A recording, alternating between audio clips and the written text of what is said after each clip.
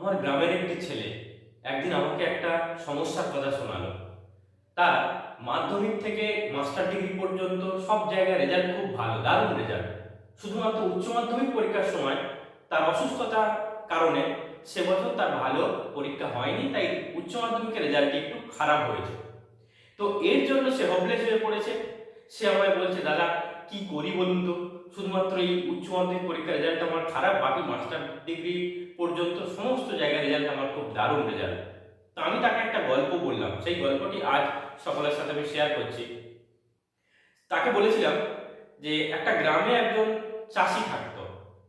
সেই চাষি তার ক্ষেতে জল দেওয়ার জন্য বাঁকে করে, বাঁক মানে একটা লাঠি, তার দুই প্রান্তে দড়ি ঝুলিয়ে দুটো কলসি নিত, নিয়ে সে কিছুটা দূরে নদী থেকে জল নিয়ে আসতো। সেই জল তার চাষের ক্ষেতে দিত চাষবাস করার জন্য। এই যে জল আনতো, দুটো কলসির মধ্যে একটা কলসি একটু ছিদ্র ছিল, একটু ফুটো ছিল, সেখান থেকে জল বেরিয়ে যেত। তো এই দেখে আর এক অপর যে কলসিটা ভালো কলসি ছিল, সে ওই ছিদ্র কলসিটিকে উপহাস করতে শুরু করলো। বললো, দেখ তোর যা জল নিস তার অর্ধেক জল পড়ে যায়, তোর তো সমস্ত জল থাকে না, তোর জীবনটাই বৃথা, তোর এইটাই হলো দুর্বলতা। তো এই জন্য ছিদ্র কলসিটি একটা দুর্বলতার মধ্যে কাটাতো, সবসময় মন মরা অবস্থায় থাকতো।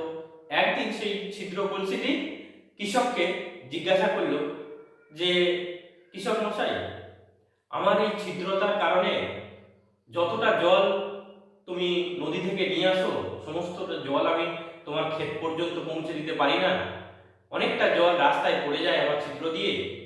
এর জন্য আমি খুব আশাহত, আমি খুব দুঃখিত। তখন কৃষক সেই ছিদ্র কলসিটিকে বোঝালো যে, দেখো সবার জীবনে দুই একটা দুর্বলতা থাকে, সেই দুর্বলতা আঁকড়ে বেঁচে থাকতে নেই। দুর্বলতাটাকে ভুলে ভুলে যেটা ভালো গুণ রয়েছে সেটা নিয়ে বেঁচে থাকতে হয়। তাছাড়া এই দুই একটা দুর্বলতা অনেক সময় অনেক ভালো কাজ করে। তখন সেই ছিদ্র কলসিটি জিজ্ঞাসা করলো, কি এমন ভালো কাজ যেটা আমি করেছি? তখন সেই কৃষক সেই ছিদ্র কলসিটিকে দেখালো যে, প্রত্যেক দিন যখন আমি নদী থেকে জল আনি, তুমি এই ছিদ্র কলসি যেদিকে থাকো রাস্তার সেই দিকে দেখো কত সুন্দর গাছ হয়েছে, সেই গাছে জল পড়েছে, ফুল ফুটেছে। অপরদিকে যেদিকে ভালো কলসিটা থাকে সেদিকে একটুও জল মাটিতে পড়েনি, তাই সেদিকের গাছগুলো জল না পাওয়ার কারণে গাছগুলো শুকিয়ে গেছে, ভালো ফুল হয়নি। অতএব তোমার এই ছিদ্রতা, এটা তোমার ব্যর্থতা তুমি ভেবো না। তোমার এই সামান্য ব্যর্থতার জন্য পরিবেশের এত বড় উপকার হলো, এত সৌন্দর্যায়ন ঘটলো তোমার এই সামান্য ব্যর্থতার কারণে। তো আমি তখন ছেলেটাকে এই গল্পটা বলার পর বললাম যে, তুমি উচ্চ মাধ্যমিকে তোমার অসুস্থতার কারণে কম নম্বর পেয়েছো একটু, এটা কোনো ব্যর্থতা নয়। তুমি মাস্টার ডিগ্রি পর্যন্ত যে ভালো রেজাল্ট করেছো, এটাকে ভরসা করে তুমি এগিয়ে যাও। তুমি যে কোনো চাকরির পরীক্ষায় তুমি ভালো করে প্রিপারেশন নাও, নিয়ে চাকরির পরীক্ষাটা দাও, দেখবে তুমি সফল হবে।